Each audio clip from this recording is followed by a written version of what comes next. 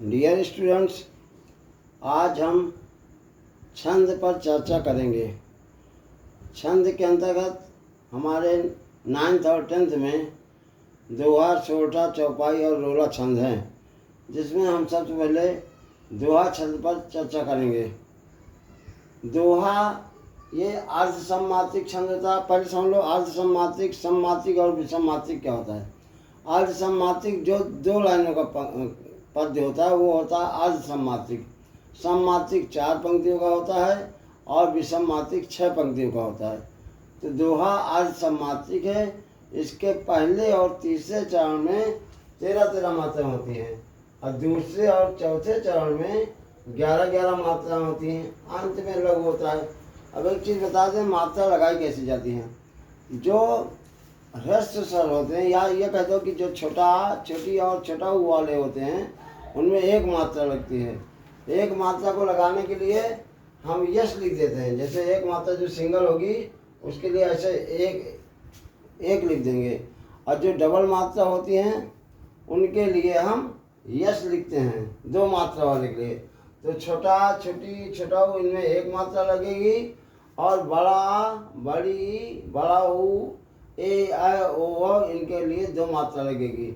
जैसे हमने उदाहरण लिखा है, श्री गुरु चरण सरोज रज, निज मन मुकुर सुधार, वर्ण रघुवर विमलेश, जो दायक फल 4। तो ये अर्ध सम्मात्रिक है। इसमें 2 लाइनें हैं। 2 लाइनें, श्री गुरु चरण सरोज रज, निज मन मुकुर सुधार, ये 1 लाइन का है, और वर्ण रघुवर विमलेश, जो दायक फल 4, ये दूसरी लाइन का है। इसमें श्री गुरु चरण सरोज रज ये पहला पद है। तो पहले पद में 13 मात्रा हुई थी। लगाओ, देखो, समझो। सी बड़ी मात्रा है, इसलिए इसमें 2 लगेगा।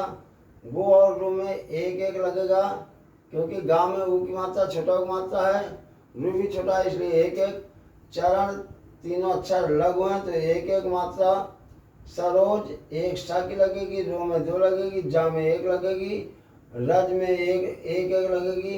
इनको गिन के देख लो, ये 2 है, 2, 3, 4, 5, 6, 7, 8, 9, 10, 11, 12, 13, इसलिए कुल मात्राएं इसमें हो गई 13 मात्राएं।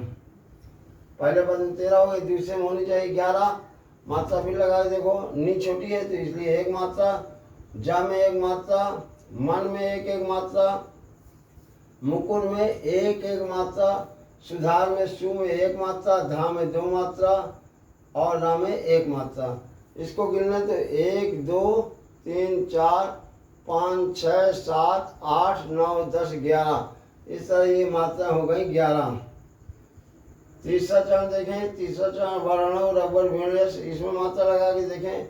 वा में 1, रा में 1, आड़ा में 1, ऊ में 1, रघुवर सब लघु हैं, इसलिए सब में 1 मात्रा। विमल भी लघु है, तो वी में 1, मा में 1, ला में 1, यश में भी 1। इनको अगर काउंट करें तो 13 होना चाहिए। 1, 2, 3, 4, 5, 6, 7, 8, 9, 10, 11, 12, 13, इस तरह 13 मात्रा इसकी हो गई। और चौथे चरण में 11 मात्रा होंगे। इसको लगा के देखते हैं, तो जो में 2 मात्रा लग जाएगी। दायक, दा में 1, या में 1, का में 1, फल में 1, 4 में, चा में 2, रा में 1। इसको गिन लें तो 2, 1, 3, 1, 4, 1, 5, 6, 7, 8, 9, 10। अच्छा, दा में 2 होनी चाहिए, 2 हो गई, जो कि दा की 2 हो गई 4, 2, 6, 7, 8, 8, 2, 10, 10, 1, 11। इस तरह इसकी मात्राएं 11 हो गई। तो पहले चरण और तीसरे चरण में, पहला चरण है श्री गुरु चरण सरोज, तीसरा चरण है वर्ण, इसमें दोनों 13 मात्रा होनी चाहिए, और दूसरे और चौथे चरण में 11 मात्राएं। तो ये हमने लगा के देख लिया।